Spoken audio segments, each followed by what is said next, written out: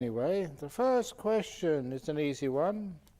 Why is it so difficult to love ourselves? Can you share how to love and accept ourselves? First of all, lower your expectations of yourself. Because sometimes when we expect so much, all we ever do is find fault with ourselves.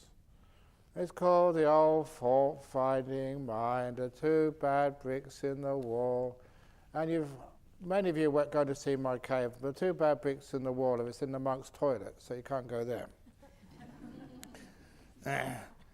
So, one other thing is that we've never been encouraged to love ourselves. Even just when you were growing up, you were never good enough. You always had to improve, and you were at school and it wasn't good enough, you can always do better. You were at home and you were never good enough. Your friends always said, oh, you could do better as well, the peer pressure at school. And this is one of the problems that we forget to love ourselves, but you count too. So why it's difficult is because you've never been trained, you've never been expected, it's not part of the culture. And so because of that, we haven't learned how to love ourselves. And also people say it's very dangerous. If you love yourself, you get big-headed. But that's not true. If you love yourself, you get big-hearted. And that is my problem. I learn how to love myself, to care for myself. I open the door of my mouth to everything you give. And so this, as I say, is not fat. Because you develop loving kindness to yourself for so many years. Every year your heart grows a bit bigger. And you've heard this one before. My heart is so big now. And a long time ago it pushed against my rib cage, can't go any further, so it goes down and out. It's the only place it can go. This is not fat, this is a big heart. So that's why sometimes it's not encouraged. So you're encouraged to love yourself, but it's not to think how great I am. Being a monk, you learn how to be humble. In fact, I am one of the most humble monks in the whole world. And I often say, what's the point of being humble if you can't tell anybody about it?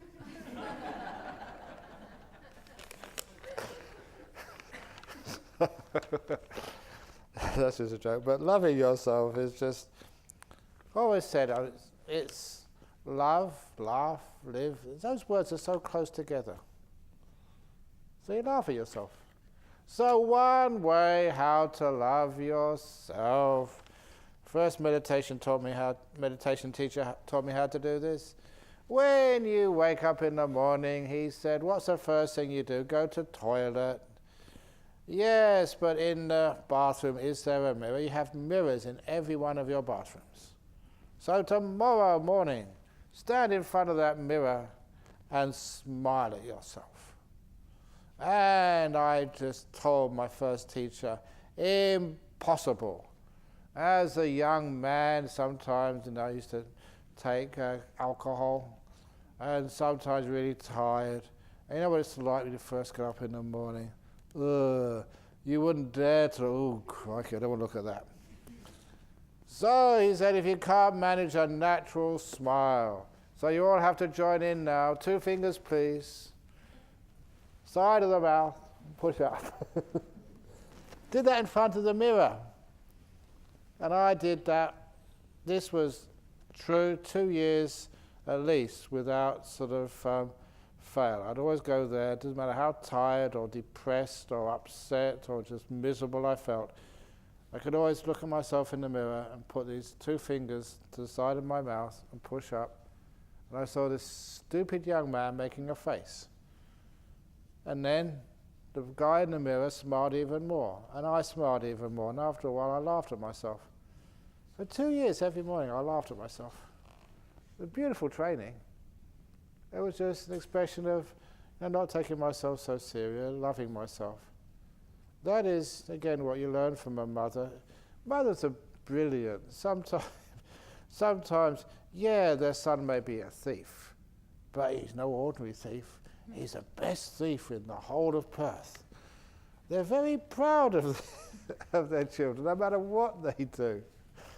And it's something, they love their children unconditionally. So if you can look at that for yourself, that same sort of unconditional love, acceptance, that's a beautiful thing. So it's so difficult to love ourselves. We haven't really been taught, and how can you learn to love and accept yourself? That was where you get open the door of your heart from. Father took me aside. Son, wherever you go in your life, however you turn out, whatever you do, the door of my house will always be open to you. It was a small council flat in London. And so I didn't realise what he meant. It was only many years later, after he passed away, you realised what he meant was not his house, it was the door of his heart was always open. I was his son, and he'd accept me and love me no matter what I did. A blank cheque from your father. Whatever you want to do in life, you're my son. You can always come and stay with me any old time, no matter who you are. That was a very powerful realization. One of my best expressions of unconditional love. Love, acceptance with no strings attached, whoever you are. And what it did for me, it didn't say, oh, I can do anything now. I'd always, go and rob houses, I can turn out to be a terrorist, a tear away, a sort of a bank robber. I always got my father's house, he would always look after me. That's not how it works. When you love yourself and forgive yourself and accept yourself for who you are, you don't take advantage of that. You have this beautiful sense of a place where you can really grow. I have to live up to such love. So I turned out pretty good. I'd still tell bad jokes, but everyone's got their two bad bricks. and so what that really meant, you tend to accept yourself as you are. And of course there's so many other teachings. Open the door of your heart as you are. You don't have to be perfect to be lovable. In fact, there's actually no Thai people on this retreat. Now my Thai used to be perfect. Ajahn would ask me to translate for him. You go and give talks in Thai and get invited back again. But coming back here to Perth, you don't have as much chance to practice it, so you make silly mistakes sometimes. But the Thai people say, no, don't improve. Because it's lovable, they said. If they want to hear perfect Thai, they go and hear a Thai monk. But hearing it from a Western monk, it's like charming, it's cute. So you don't have to be perfect. And again, from that you get the simile of the trees in the forest. Find a perfect tree. If you find a perfect tree, it's not lovable at all. It's boring. You find your favourite tree in the forest and it's crooked and bent and brown leaves everywhere and branches hanging off. It's gorgeous. So the perfect trees aren't the most beautiful. They're not lovable. The crooked and bent ones are. So you're crooked and bent. That's why you're lovable. Do you understand? That's how you love yourself. By realizing you can. It's good. It's beneficial. You'll grow. And why not? You don't have to be perfect to be lovable. How do you choose what direction to take in your life? The direction you take in your life should always be the middle way. But be careful, because one who walks the middle path gets hit by traffic coming in both directions.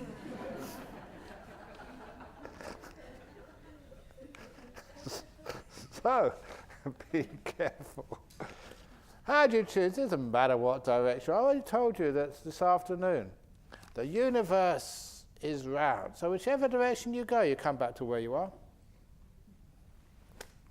So, you just toss a coin. Heads, I ordain. Tails, I live the lay life and become a monk.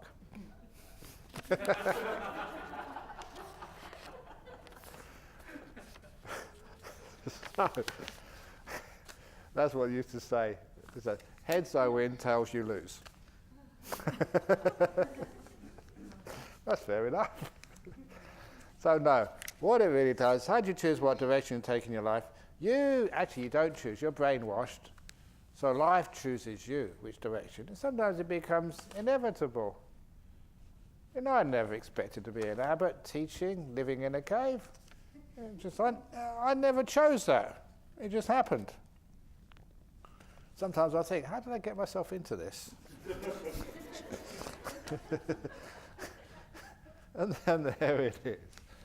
So, the choices in these types of choices, which direction you should go, is not really important. Just whatever way, doesn't really matter. But what you do with it afterwards. People spend so much time worrying about whether to turn left or turn right. And by the time they do turn left, or they do turn right, they're exhausted. So it doesn't matter, you turn left, you turn right. It's what you do after you make the decision. That is crucial. So make sure that once you made the decision, you give it everything you've got. And you make it right. No decision is inherently a good decision or a bad decision. It's what you do afterwards makes it a good decision or a bad decision. So just decide and just make it work. Just ordain and make it work. Dear Ajahn, last night you said letting go. People used to ask, what happened if everyone became a monk or a nun? Very difficult to answer a long time ago, but these days it's easy. Robots. You don't need anagarikas. I'm sorry, but anagarikas, your days are numbered. You can soon get self-drive cars. You know, whatever lunch we want, we just sort of Google it in, and it gets delivered to our huts, you know, by a drone, drops straight down.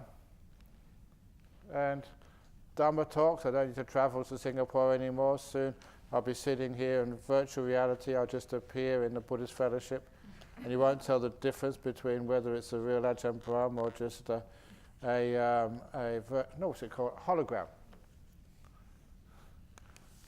So, you won't. It's so easy. You don't need people anymore. You can all become monks and nuns. Wouldn't it be wonderful? No excuses anymore. Dear Ajahn, last night you said letting go is a choice. The hell door is always open. Yeah, that's an important one. You can always forgive. You can always let go. So why not?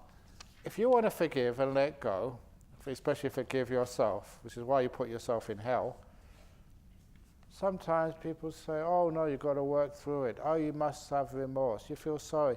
If you don't feel sorry, you'll do it again. It doesn't work that way. People who have remorse and made to feel guilty, they're the ones who keep repeating it. Because they're focusing on the negativity. They're focusing on why they did a bad thing, and they believe they're bad people. And because they're bad people, they keep repeating the mistakes. So, the hell door is always, you're always allowed to forgive. That's the first thing, to know you can forgive. You can love yourself. You don't need to keep punishing yourself. To know that you can do that. Because some religions say, oh, don't do that. Feel remorse, beat yourself up, do penances. Otherwise, you know that you will never get forgiven. We don't believe in penances here. What was it? The Anagarika years ago, he came to see me early one morning. He said, I feel terrible. I haven't slept all night. I feel so guilty. What have you done? He said, last night I was hungry. And I crept into the kitchen and I made myself a sandwich. No one was there. And I ate that sandwich. I'm terrible. Sorry. And I said, okay, you're forgiven. He said, what? You're forgiven, thank you for telling me. Now you can go. What? You're not going to punish me? I said, no, we don't do punishments in Buddhism. You acknowledge, you forgive and learn. But I did actually give him some strategies. I said, it's amazing all the allowable things you can give to a monk or a nun in the evening. It is Sometimes when you see all the stuff you can eat in the evening, cheese, chocolate, honey, what else? A lot of stuff. Sugar, tea, what else? Cocoa. There's a lot of stuff you can eat in the evening. And so I said, look, if you really feel hungry, number one, eat more at lunchtime. To get yourself, eat pasta actually lasts a long time. Eat, if you're hungry in the afternoon, get some honey. Bears live on honey. You don't, chocolate, that's quite sustaining. So you've got all this stuff you can eat. So these are the stuff, don't have to make yourself a sandwich, okay? So just, helping you learn. So you don't have to break the rules again. Now you can go. He said, nope, I need to be punished. Because my character is, if you don't punish me, then, I will sort of do it again. And he was quite adamant. He wanted to be punished. Because that's what people feel like. They grow up in some of these traditions, and you make a mistake, you want to be punished. And so really, okay, if you want to be punished, I said, I will give you an Australian punishment, because I was reading about the early history of Australia, and in those days, they used to give them the whippings with the cat of 9 tails. I've just been reading about that. And so I told this guy, I said, okay, if you really want a punishment, I will give you the punishment of 50 strokes of the cat. And you should have seen this Anagarika's face. His jaw dropped and started quivering when you were afraid, and all the colour drained from his face. His face was wider than his clothes. Because, he really believed that Ajahn Brahm would whip him. And I said, that is not what I mean by 50 strokes of the cat. There were 2 cats at that time in the monastery. Find one of them and stroke it. 1, 2... Learn some kindness and compassion. That's your punishment. So when he could be kind to a cat, maybe the cat would teach him how to be kind to himself. So, if you haven't got a cat, get one of the teddy bears. 50 strokes of the teddy bear. Go and put it in and stroke it, and a nice teddy bear. So that was a punishment there. So that is actually how to open the door of the hell. You can free yourself anytime you like. Anytime you really feel, first of all you feel you can, then you have the strategies to do it, and then you're free. You do it once, you don't have to keep punishing yourself. You don't have to punish other people. Just acknowledge, forgive, and learn. So you don't need to do it again. So, being happy is also a choice. Being depressed is also a choice. Yeah, you don't have to be. So if I can be happy, if I really decide to be happy, yeah, but be happy being depressed. Be happy being sick. Be happy being miserable. You see that? See how we do this? Oh, depression is part of life. So if you are depressed, you can actually get many advantages of being depressed. You can sleep in the morning, you don't have to go to work, doctor will give you a certificate. You can eat special food, people will always be coming around to make sure you're okay. So if you are depressed, when you get better, don't tell anybody.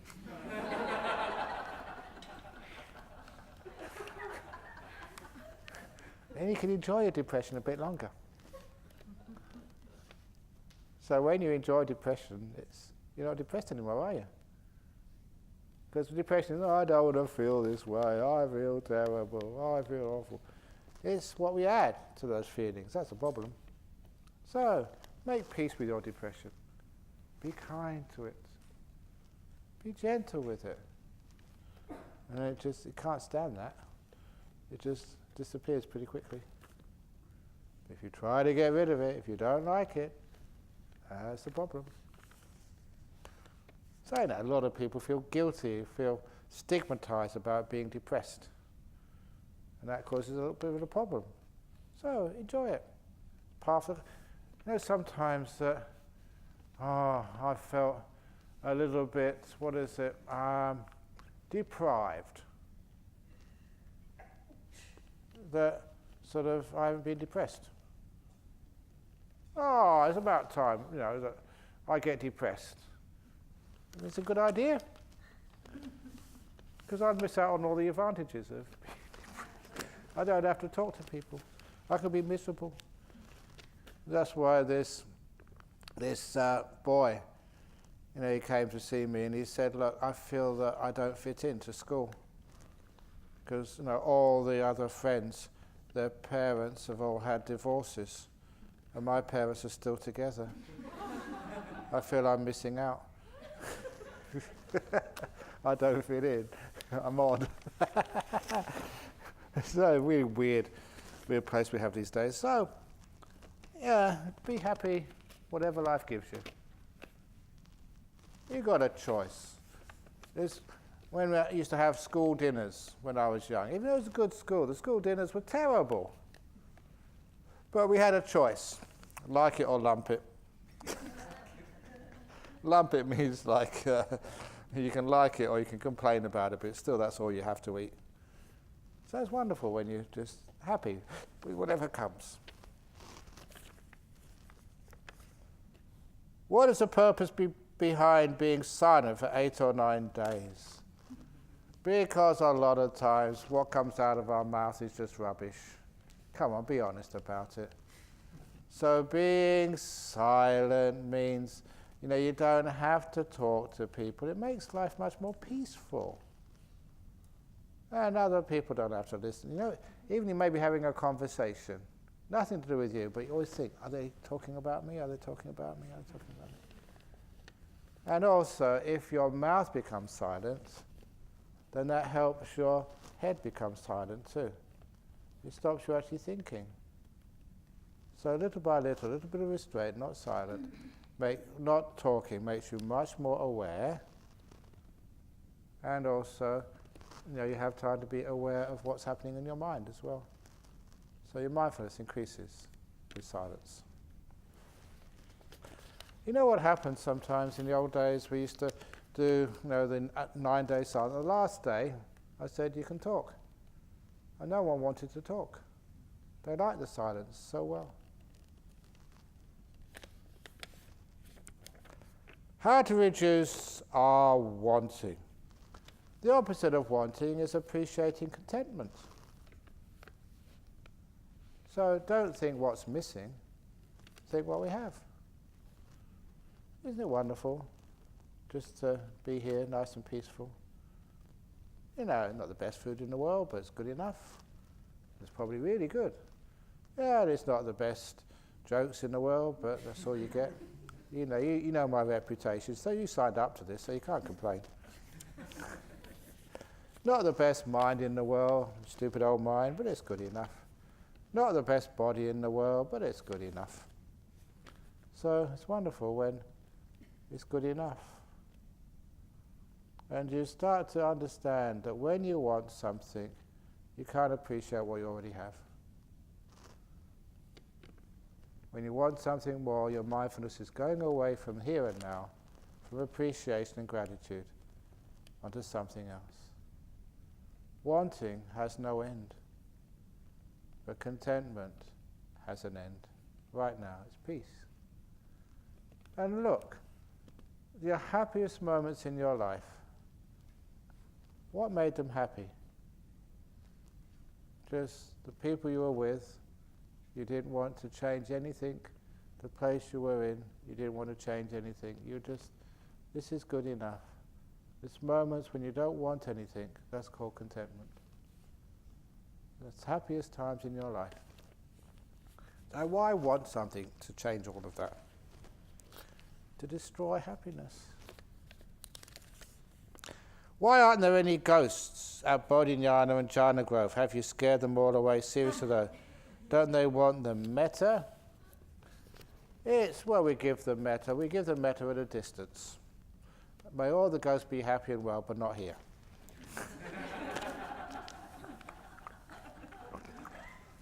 No, it's like ghosts and any other spirits. Sometimes, they want metta, but you have to invite them in first of all, because when you meditate, you get like power. You get, woman, a Thai disciple, many years ago.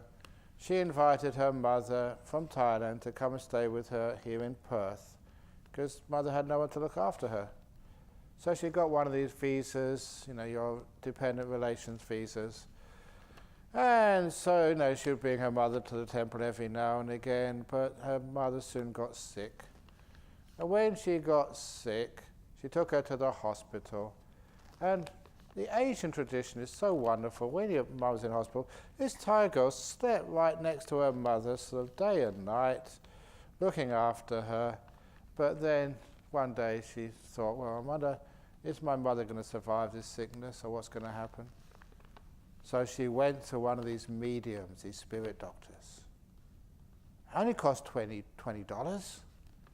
And the medium will go into a trance and leave her body and go in the astral body. All she needed was the $20 and the address of the hospital, the ward number and the room number. And she'd leave her body and go in there and find out, on the astral plane. So she went there, $20, she went unconscious, left her body and just went over there. She came back after about 10 minutes, and the first thing she did was give the $20 back. And the Thai, what do you mean? Couldn't you find my mother? Oh yeah, I found the ward all right. Found the hospital, found the ward, found the room, went there, but I couldn't get inside your mother's room. There was a big force field around. I couldn't penetrate it. Who the heck is your mother? And that's when the Thai girl said, oh, my mother's a Buddhist nun. She's been a Buddhist nun for about 40 years. At which point the medium snatched the $20 back. You wasted my time. You should have told me at the beginning. People like me can't get close to people like that. And those are the words. And I tell that anecdote because that's what works. If you keep your precepts, really good people, kind, peaceful, you get like a force field around you. No one can penetrate it, especially ghosts. They're scared of you. Not the other way around. Ghosts are scared of you. So that's how the monks chase them away. So that's why if they want to come in here, they have to ask permission first of all. And I always remember this other little story, anecdote. There was an old lady, she was actually a medium, a very good one. And she wanted to bring one of her friends who was an Aboriginal elder to come and visit Bodhinyana Monastery. And she never told me. She came and saw me, and then it was only afterwards, the next couple of days, she said, oh yeah, I brought this indigenous elder. I said, where was he? And I said, well, as soon as he came to the gate at Bodhinyana Monastery, he said, I had to get out of the car, I can't get into this place. And I scolded her and I said, you should have asked my permission first of all. That's all you need to do. Ask my permission, then he would have come in.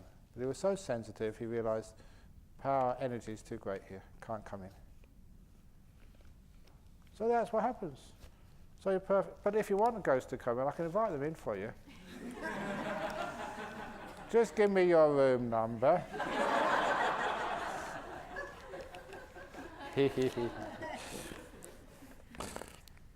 What is letting go of someone means? To stop thinking about the past that you shared, to stop caring and wondering how are they going off in time. But how do you actually let somebody go? It's to understand, especially when people die. Oh, how many times this has happened, that you go to somebody's bedside and they should be dead. Why are they still being alive? And the first time this happened was with, what was her name again? Forget now. But anyway, a young nurse and a guy, Steve and Jenny and Steve. Jenny was a nurse. He was a United States citizen, but moved to Fremantle. And they had a whitewater rafting business. And really fit and healthy, but he got cancer really bad. So you're counselling him as he was dying. And I went there quite a few days, and he wasn't dead. And that was really surprising. until, you were there and you just figured it out. And I went up to him and, told Jenny, said, Jenny, have you given Steve permission to die yet? She never answered me. She got it straight away. She jumped on the bed. It's one of these beautiful little moments you cherish. What real love is. She went up on the bed, kneeling on the bed. Her husband was so emaciated, all skin and bones, which is what happens sometimes when you have these bad cancers. Says, Steve, it's okay, I give you permission to die. You don't have to keep trying to live for me. I love you, I free you. And that night he died. That's all he needed. Could you imagine if that's you and it's somebody you really love and care for? You just keep, the worst thing you want to do is to die and upset the people you love the most. That keeps you alive. Keeps you hanging on, even though your death is certain, it just prolongs the suffering. So you try that, and somebody really very, very sick in hospital, and just, their death is inevitable, but it's just that to keep sort of hanging on. You just say, no, it's okay, I give you permission to die, it's all right. We love you enough to free you. We don't want to see you in pain. Let go. And it's amazing just how that works, and they die pretty quickly, because they're just holding on, because they don't want to hurt you. That's what letting go means. That's why it's a great act of love. And your kids, your mother and father, they love you very much, but they'll let you come here to Jhana Grove. Do you know what your husband's up to while you're here? What's he doing? You trust people, so you let them go. And if you let them go, they always come back again. But if you control them, then once they're free, they never come back. So that's actually how we let go of someone. Doesn't mean we don't love them and care for them. We care for them so much, we give them freedom. Instead of being a control freak. I saw a video of Satguru Yogi from India teaching third eye focus. Is it advisable to put attention there or at the nose? I have 4 eyes. That's what they call them, 4 eyes with glasses. No, you don't need to do that, because if you focus and use force, you will find you just get tense. So, instead, as I mentioned this morning, and I'll mention this later on as well, just how you get awareness of the breath or awareness of something else, just you let go, you get relaxed and peaceful, and eventually the mind naturally focuses on where it needs to focus. Don't force it, otherwise it's controlling, and you just get tired. Why is it so difficult to be happy, especially if you live in Singapore? Why is it not difficult to be happy in Singapore? I stay in Singapore and I'm happy there. So sometimes it's because people are chasing success. And they forget what success really means. What is success anyway? And who is the wealthiest person in this room? Ajahn Brahm. You're trying to borrow some money or something? You want a loan? I freely give you my happiness. So when I was young, people said, oh, you be successful, pass your exams, make a lot of money, have a big house, be a celebrity, then you'll be happy. And I thought you had to be successful and work hard for happiness. You saw people work really, really hard, they weren't happy. Even people, one of the nice things about going to Cambridge, you met all these incredible people, like world-class cricket stars. That was Majid Khan. And he was like international playing for Pakistan, brilliant. There was lords, counts, who had their big mansions somewhere. They weren't happy. You met Nobel Prize winners. They were miserable.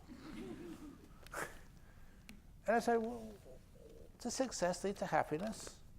And then later on, you read Daniel Goleman's Emotional Intelligence. No, happiness leads to success.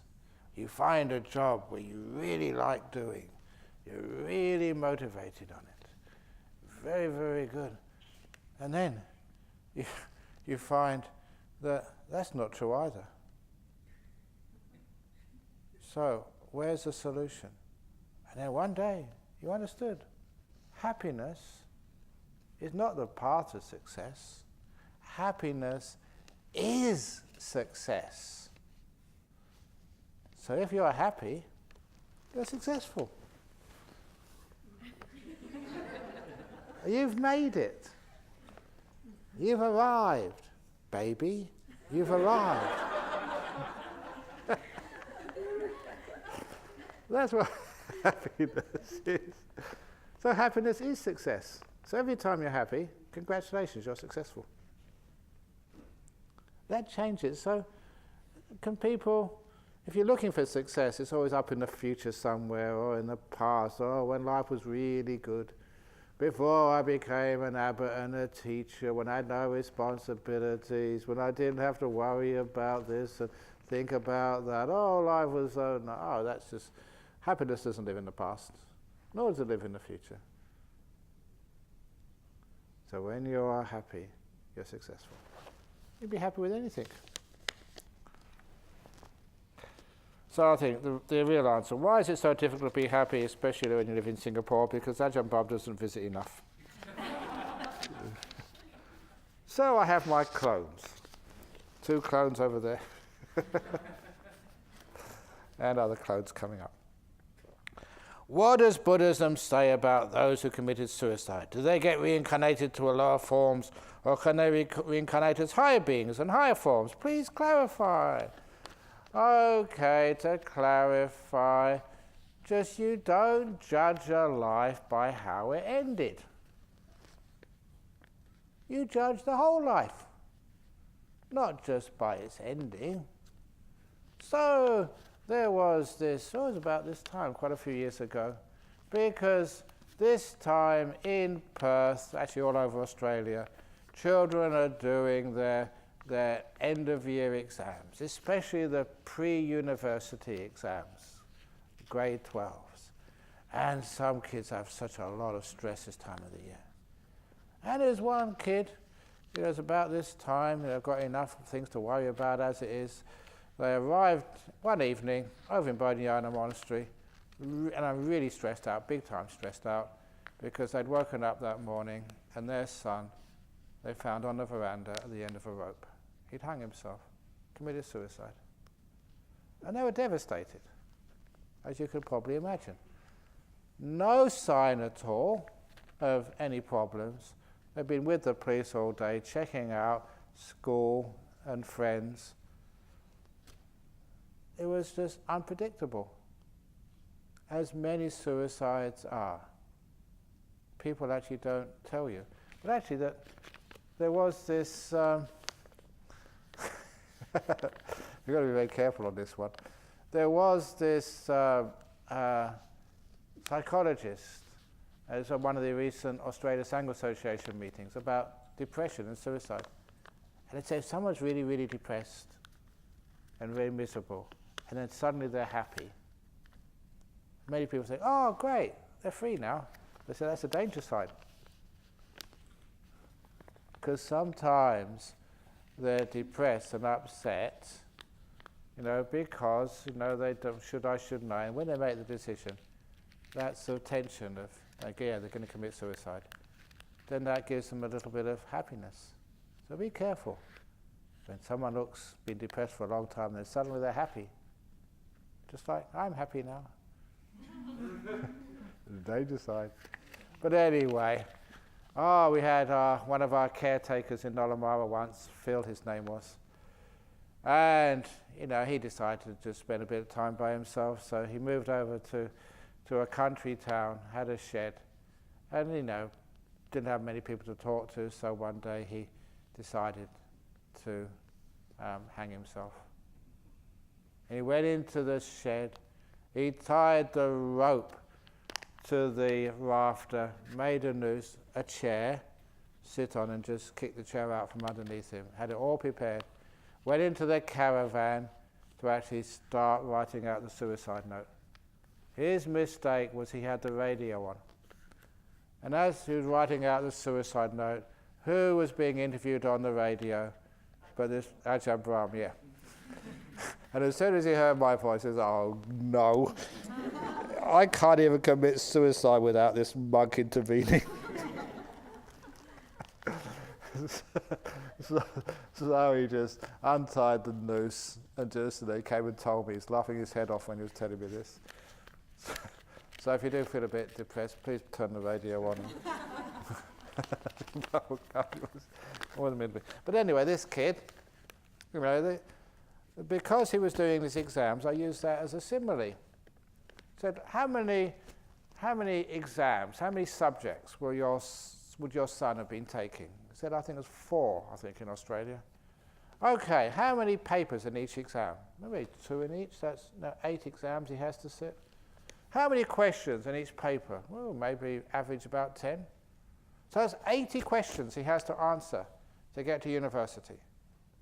What would happen if 79 questions were absolutely perfect answers, and the last question, the 80th one, he really messed up and made a very bad answer?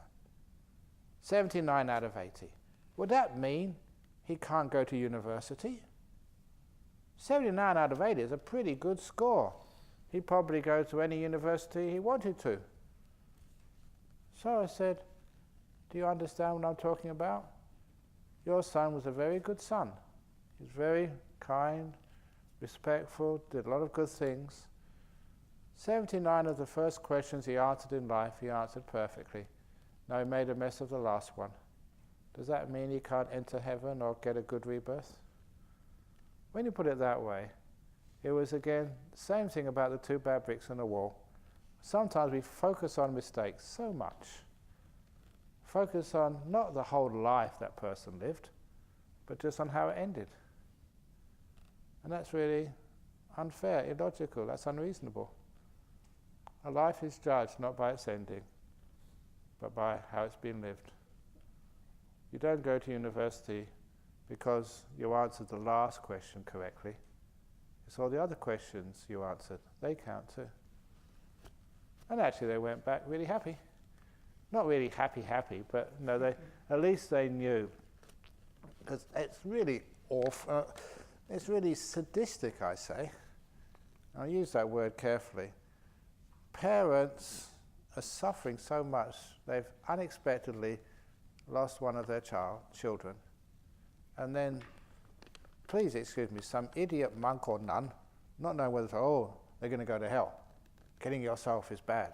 Or some priest. That really is not rubbing salt into the wounds, it's rubbing chili pepper into the wounds. Jalapeno, that's the hottest, isn't it, jalapeno? But anyway, into the wounds. That is really unfair, and it's also inaccurate. It doesn't work that way. So you judge a life by not how it ends, by how it's been lived.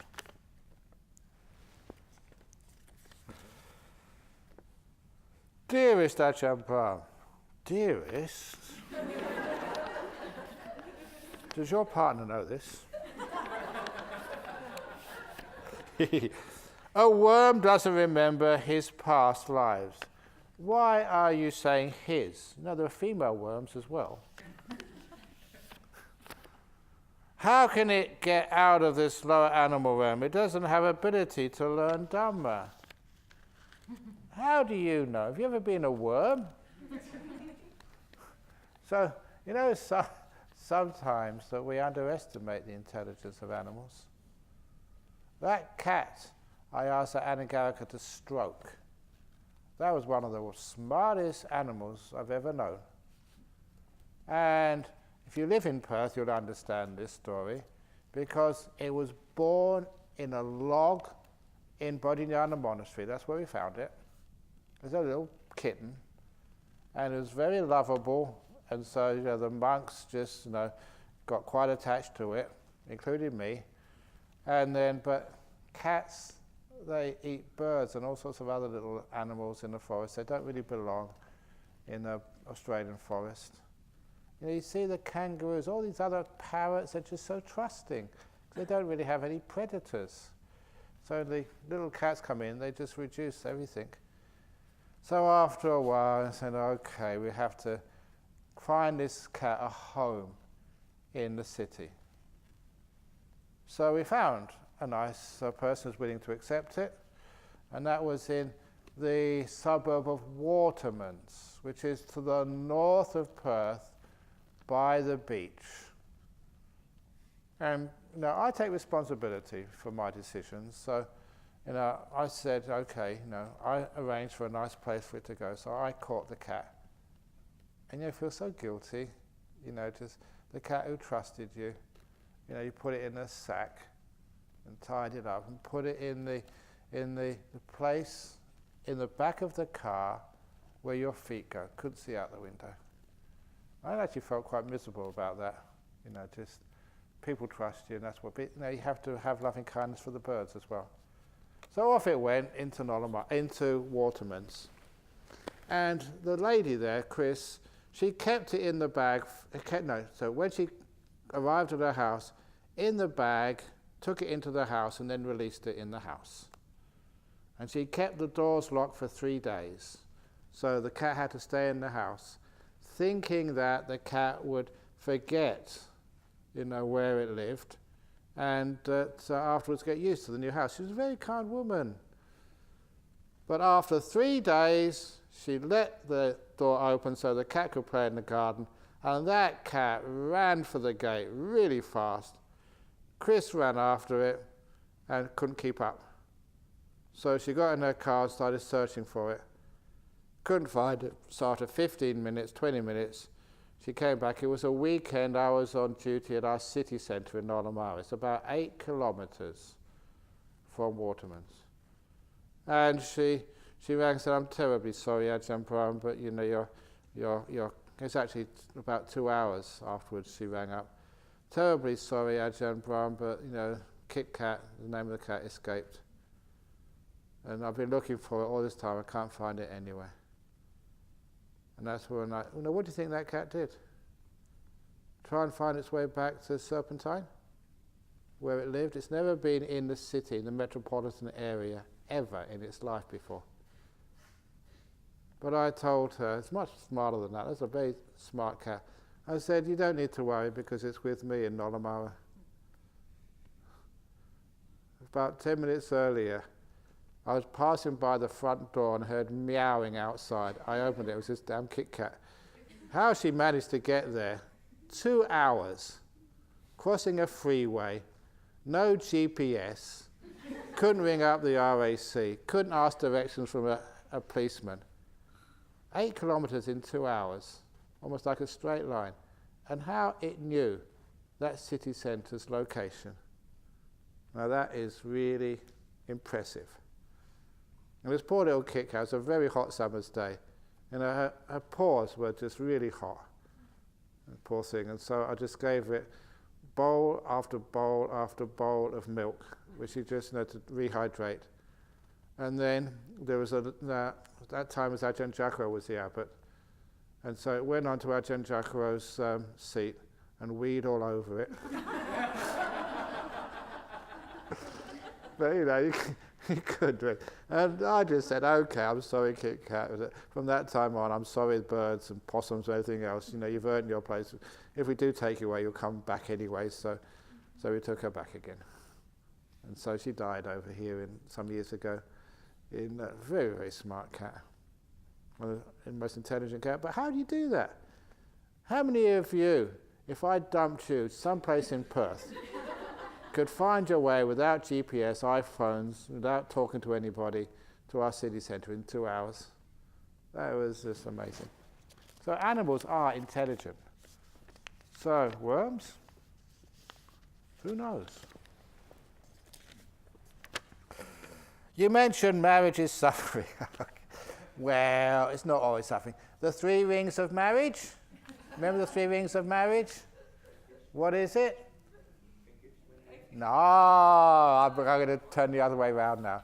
It's it's caring, sharing, and offering. The 3 rings of marriage. Caring, sharing, and offering. Otherwise I get in trouble if I don't put the other side of the story in. So it can be, sometimes one reason, why is it that people like religious people to actually officiate at weddings? Why does, you get monks, especially monks and nuns who've never been married? What do we know about marriage? Or Catholic priests who've been celibate, what do they know? You always want them, because there's something about marriage which is spiritual. And what is it? It's because there's a lot of sacrifice and letting go to actually live with another person. It's not about you anymore. It's a bigger picture. There is a letting go happening.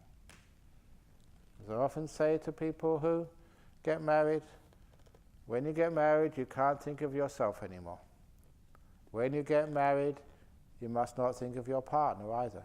I love that when you see this new bride and say, from now on you mustn't think of him. And then the groom, from now on you mustn't think of your wife. And they get really, there's a good word for this in English called bamboozled. It doesn't really come from bamboo, but it means just you totally just don't know what this crazy monk is saying. And then I say the answer is, when you get married, you mustn't think of yourself, you mustn't think of your partner, you must only think of us. The third way. You're married, you're together. So it's not my fault anymore, it's not her fault, it's not his fault, it's always our fault. We can work it out together. So there's something wise and spiritual there, a letting go of your ego for something bigger. It's not about me anymore. It's not about him or her. It's about us. That's why I really sort of object to this idea, Hinayana Mahayana. Hinayana about my enlightenment, my practice, my meditation, and being a bodhisattva, serving and looking after everybody. Your meditation is more important than mine. So I make sure you're all happy and well before I even meditate.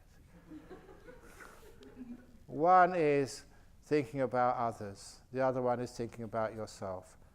Both are wrong. There's no such thing about a selfish arahat or a sacrificial bodhisattva. It's not about you. It's not about me. It's about us. We're in it together. A different way of looking. So anyway, major marriage is suffering. Yeah, it depends. But if we're already married, yeah. Well, it's your choice. Don't blame me. Don't blame your husband. Don't blame your wife. Also, can't leave lay life to become a monk or nun. Why not? Can you share tips for us in this situation, please? Thank you. You always make the best of what you've got. So marriage is a lot of sacrifice. So remember, it's not about me, not about her. It's all about us. So, you don't have this selfish ego anymore. And anyway, if you want to be, can I say this about, Burr is a very wise woman. Because she comes here and just stays here however long she wants. Now she's over in Dhammasara Monastery. Because she made sure she was a terrible cook. So her husband does all the cooking in the house. So, when she goes, he doesn't really miss her that much. Please don't quote me on this. Please delete this from the tape. I'll get in big trouble.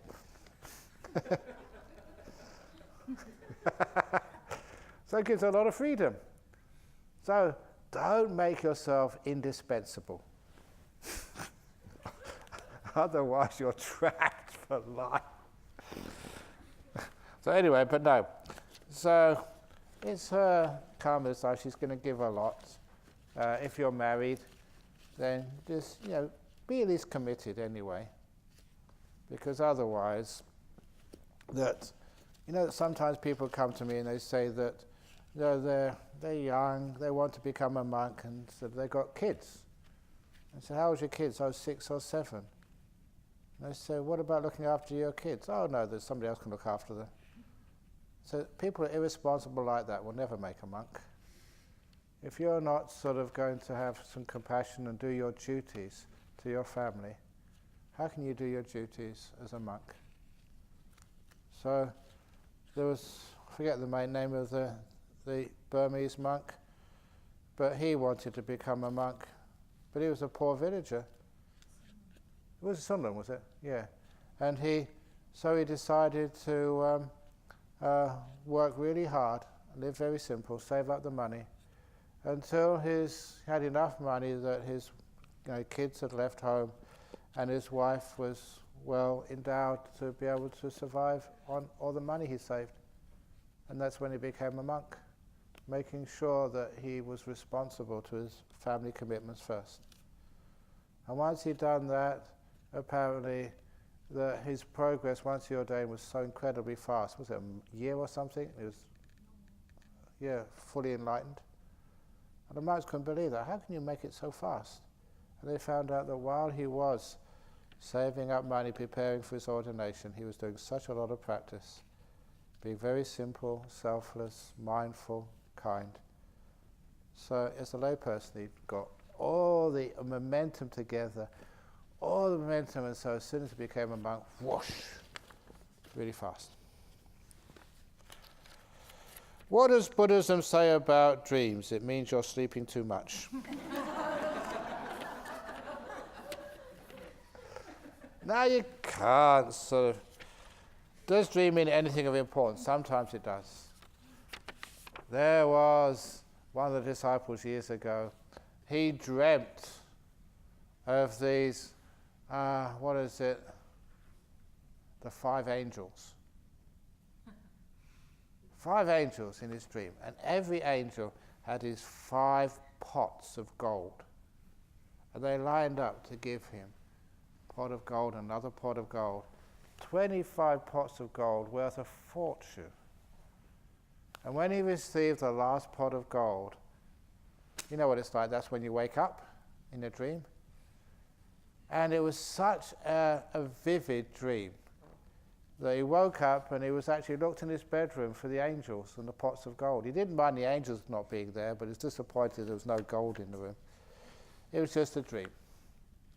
But when he went down for breakfast, he was surprised that morning his wife had made him 5 boiled eggs with 5 pieces of toast. What's with this number 5?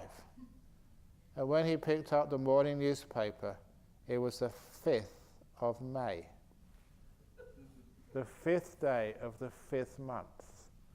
And so he thought that something is trying to tell him something. So he looked into the sports section, the horse racing. And there's a horse racing course here in Perth named after the famous course in England, Ascot. A-S-C-O-T, 5 letters. So he looked in the 5th race that afternoon, and he couldn't believe his eyes. The 5th horse on the 5th race was called 5 Angels. You only get these omens once at all, if you ever get them at all in your life. So he decided not to tell his wife, but take afternoon off work, and at lunchtime he went to the bank to keep the lucky number 5. He drew out $5,000. You don't waste these magic omens. And he went to the racetrack, these bookmakers, the windows, he chose the 5th one in line, put $5,000 to win on horse number 5, race number 5, 5 Angels. He knew the lucky number 5 could not be wrong. The lucky number 5 wasn't wrong. His horse came in 5th.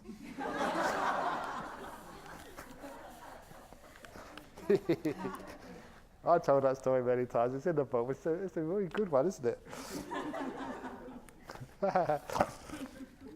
That's what dreams are. Sometimes they're even more accurate than that. There's one of the people who still see him every now and again. He's getting a bit old now.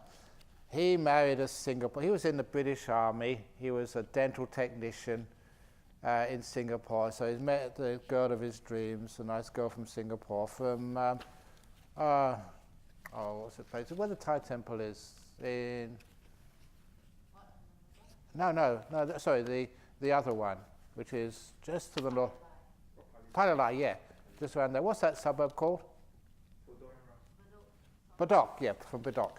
She was from Badok area. And so they came and migrated to Perth.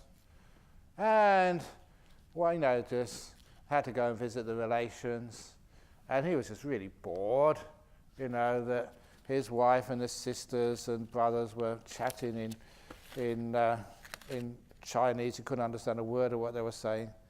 And the brothers, his brothers-in-law, took pity on him and said, "We're going to the racetrack this afternoon. Do you want to come?" Anything to get out of the house. So he said, yeah. So he went along with them. He's not a gambling man. But before they went to the racetrack, they went to a lucky temple to offer some joss-sticks for good luck. And when they went into this temple, they didn't say where it was, that it was so filthy that all of them, including, his name was Gus, don't mind telling him, and all of them decided to clean up, the temple, sweep it, dust it, wash it. That was really important. Not just lighting incense, they're doing some good karma. And then they went to the racetrack that afternoon. They all lost. But that night, Gus had a dream. He dreamt of a horse at the Singapore racetrack winning. And when he woke up, he remembered the name of the horse. And when he looked at the Straits Times, the horse racing that day, that horse, that name was running that day. So he rang up his brother-in-laws and said, "Let's go to the racetrack this afternoon. We lost yesterday, but last night in my dream, I remember the name of the horse, and then I won in my dream, and it's running this afternoon." And you know what his brothers-in-law said? "Look, that was a Singapore temple. That was a Chinese spirit. They wouldn't tell an Ang Mo the name of a horse. They'd tell us first of all." Ang Mo is like Westerner. So they didn't go. He went by himself. And he put a lot of money on that horse, and it won. And so when he went back, his brothers-in-law, they were just so upset. They were just so angry. Not at him, but these Chinese spirits. They look after Ang Mo's, and they never look after themselves. It's really unfair. Why did they come in our dreams? Why do they come in your dreams? This is really unfair. So, sometimes we have dreams, we don't know what it means. So be careful. If you dream of 5 angels, maybe. But anyway. So, no self sounds nihilistic. How is it not? We come across that later on, where you find out that it's not, you can't say nothing exists, you can't say there is something. It's in between again, not eternalistic, not nihilistic, a process. And you'll come across that many times in the next few days. So I'll just pass that for a few moments. How do we stay in the now and strive for goals? What are you striving for goals for? We haven't done any talks about walking meditation, but maybe tomorrow. When you do walking meditation, the main point of the walking meditation, you start at one end, you go to the other end, you turn around, you come back again, you end up where you started. What are your goals in life anyway? You start off with no teeth, you end up with no teeth. You start off with nappies, and you end up with nappies. Where do you get to in life? All the studies, everything you've learned, you forget it after a while when you get so dementia.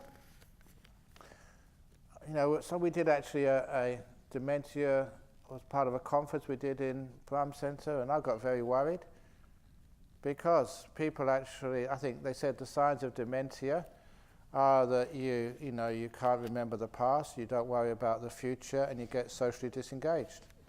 And I said, well, that's a monk. And I've been years teaching people to do this. You can't remember people's names, and people haven't got a name. There's just 5 khandhas, just all these designations. It's just conventional reality. Get real. So the monks are probably the main cause of people getting dementia. I always keep it funny. So how do nouns strive for goals? You don't strive for goals. You've already arrived. You've arrived, baby. You've arrived. Where do you need to go? You're here in Jhana Grove. You planned for a lot of time getting here, and now you want to go somewhere else. Another goal. Just be here. We want the best for our families. Sometimes the best for your families is getting out of the way, and so you're here. Isn't it wonderful? Your families are so happy you're not on their backs anymore. I'm sure the monks are very happy that I'm over here, not sort of on their case every time. Well, even your kids. How many times, I said this to someone today in the interviews, how many times I was teaching meditation and a middle-aged woman comes up and says, I never really felt like coming to meditation today, my kids sent me. What do you mean your kids sent me? They said, Mummy, you're going to meditation today? And the mum said, no, I'm too tired. Mummy, you must go to meditation. No, I just want to relax. Mummy, go to meditation tonight. Why, darling? Because you're a much nicer mummy when you come back from meditation. So even with husbands, if your husbands are getting a bit cranky, send him to the meditation retreat for 9 days, and he'll come back new and improved. It's like you send your car in for a service. So you have to have a service every, 5-year service for a car, whatever, 500 kilometers. So if you've got a wife, and she's getting a bit sort of, makes a bit of noises here and there, and just squeaking and not really running properly, then send her to the monastery for service. That was when they're young, they're still under warranty. But if you remember the Bodhinyana or BF, then it's warranty guaranteed, so you can send them no cost. We want the best for our families, our firms, ourselves. How do we do both, please? So easy. Stay in the present moment. Ajahn Brahm, during meditation, when everything is quiet and peaceful, something blue or golden, dancing lights appear. If it's blue or golden, it's probably a police car.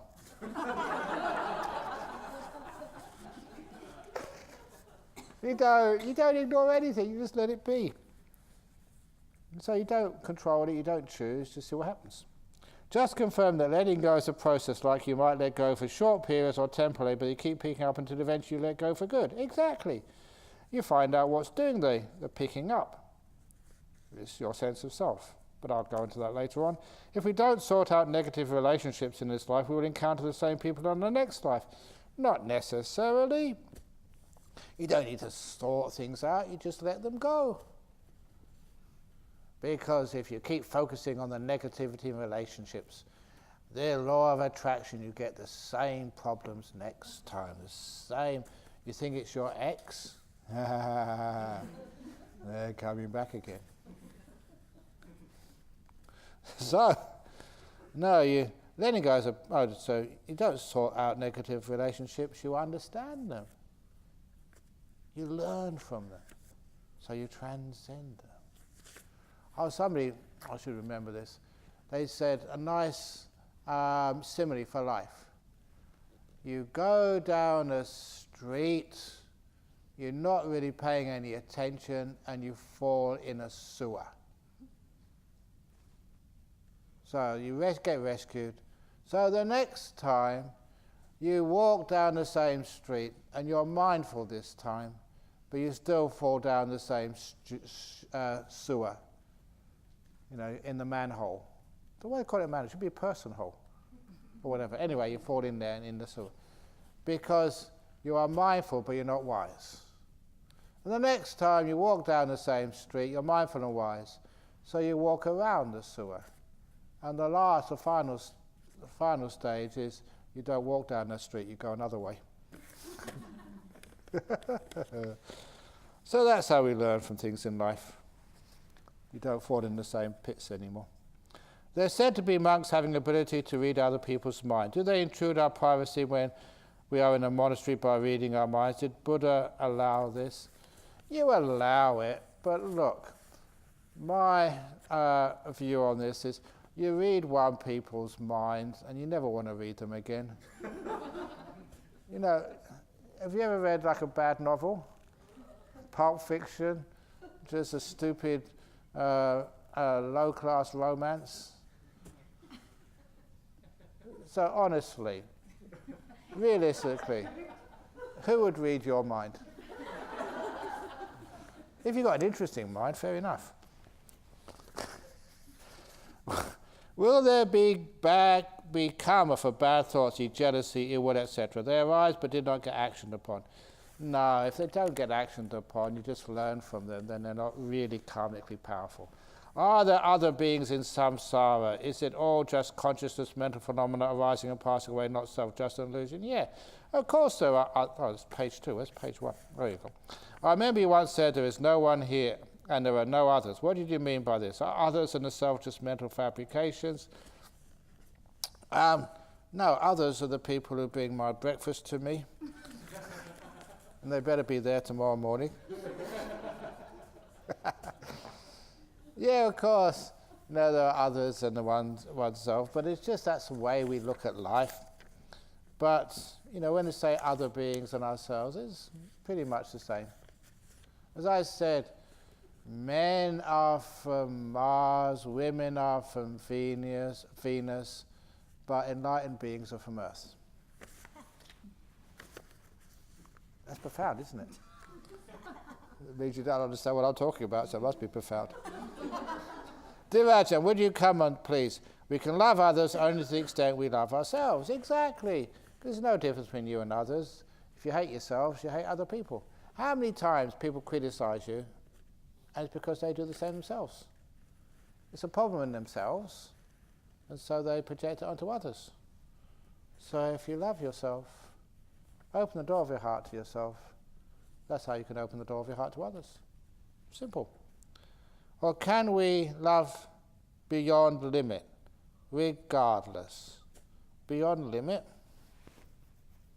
I suppose so, yeah, because the loving kindness has got no boundaries. Apamana, sometimes we call it, what is it called? Infinite loving kindness. I see the former so much, I would appreciate your thoughts. See the former. No, both.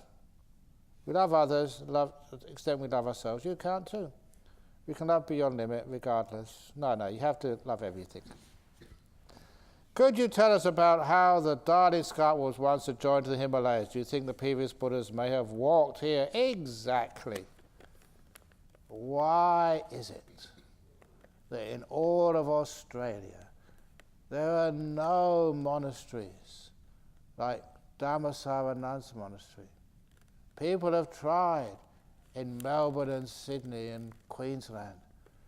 Bigger population, richer, more Buddhists. Why here in Western Australia?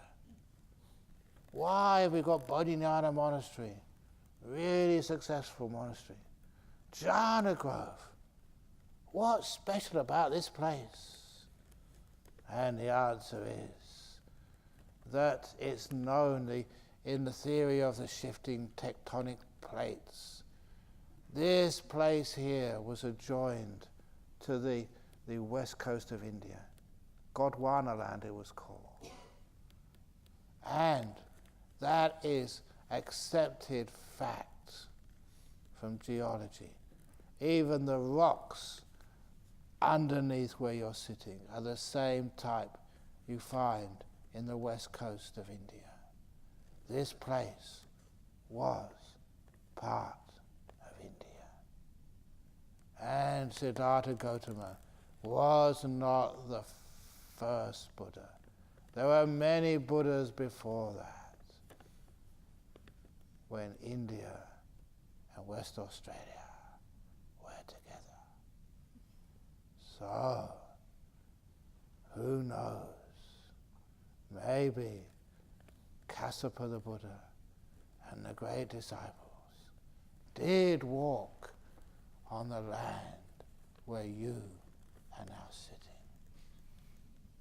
Ooh. But I'm sorry, fellows and ladies, there's no evidence that Singapore was part of India.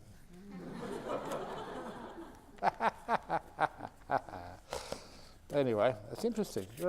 Part of that is true.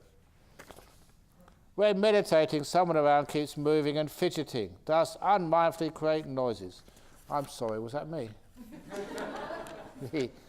It's natural. Ajahn Chah kept on saying, it's not the sound disturbs you, it's you who disturb the sound by expecting everybody not to fidget. And I just said a few moments ago, we obviously criticize some people, other people for what we do ourselves. So if you think other people fidget, it's because you're probably a fidgeter. What you're aware of in others is usually a problem in yourself. So be careful. But if that doesn't work, if you want them to be absolutely still, then use straitjacket. You work with a straitjacket? That'll keep them still. No, we can't do that. So instead, have what we call mudita, this beautiful sympathetic joy. I'm so happy that person sitting next to me is able just to meditate here. Yes, they're moving around, they're fidgeting, but that's the best they can do. And I'm so wonderful that they can actually be here. I got this when I gave a retreat at this place in Sydney.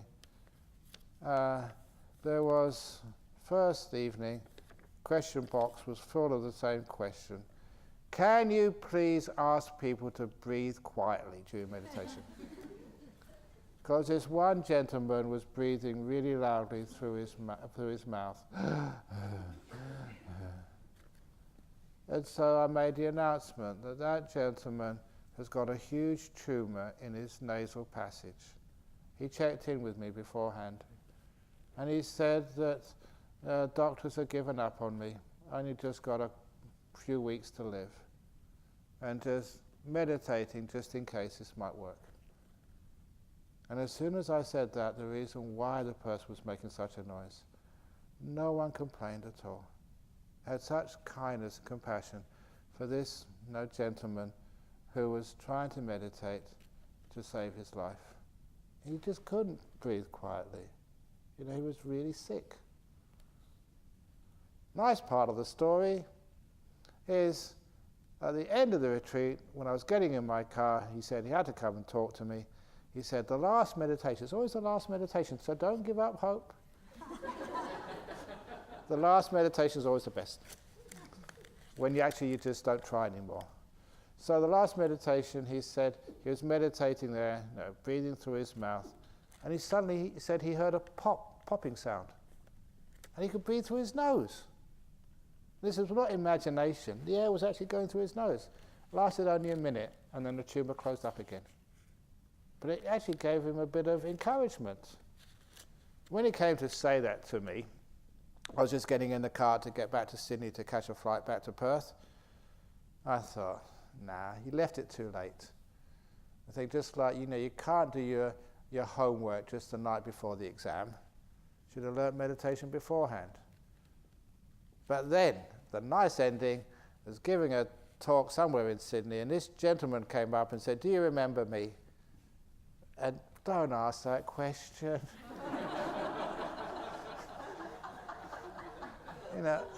Sometimes I give these talks in Sri Lanka, 10,000 people. I said, oh yeah, I was at that talk at BMICH. Do you remember me? I said, come on. 10,000 people. I said, well, but we remember you. Yeah, I was giving the talk. But he came out, do you remember me? I said, no. That's the trouble. If you ask me, I'll be honest. I say no. And people get a bit offended that way. They say, no, I'm a monk at your monastery. Oops. No, that's somebody exaggerating. But this guy came up and said, do you remember me? I said, no. He said, I was that guy. I carried on meditating, following instructions. The tumor disappeared and vanished. Perfect remission. He said, I'm spending the rest of my time now just teaching meditation like you taught me. That's just a beautiful story. Absolutely true. And so, I often tell that story. If somebody is making a noise, they're trying their very best. That's the best they can do. So let them be that way. The other little story was over in our Nolamara temple. This lady came one evening. As I taught her, I should have made announcements first of all. During the meditation, she lay down, pointing her feet at the Buddha, and started snoring. And after she made a couple of minutes of snoring, people next to her just shook her to wake her up. So you're disturbing our meditation. And so I gave the talk that evening. I said, never do that again. Because that woman, she talked to me earlier, she was a victim of horrendous domestic abuse. She came to the temple because she felt safe. And she hadn't slept for days, terrified of what her husband might do. And she came to a safe place. And what did her body do? Lay down and catch up on some sleep. She needed that.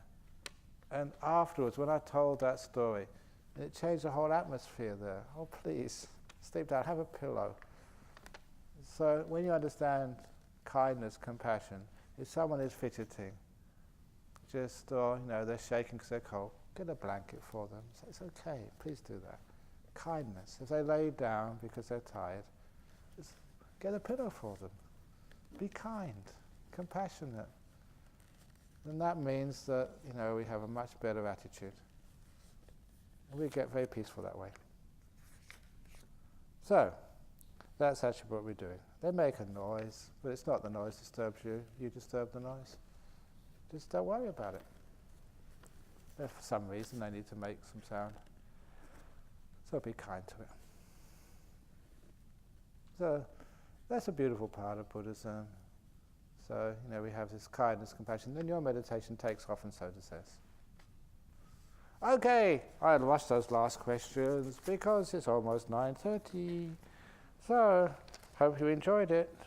If not, tough luck. Sadhu, sadhu, sadhu.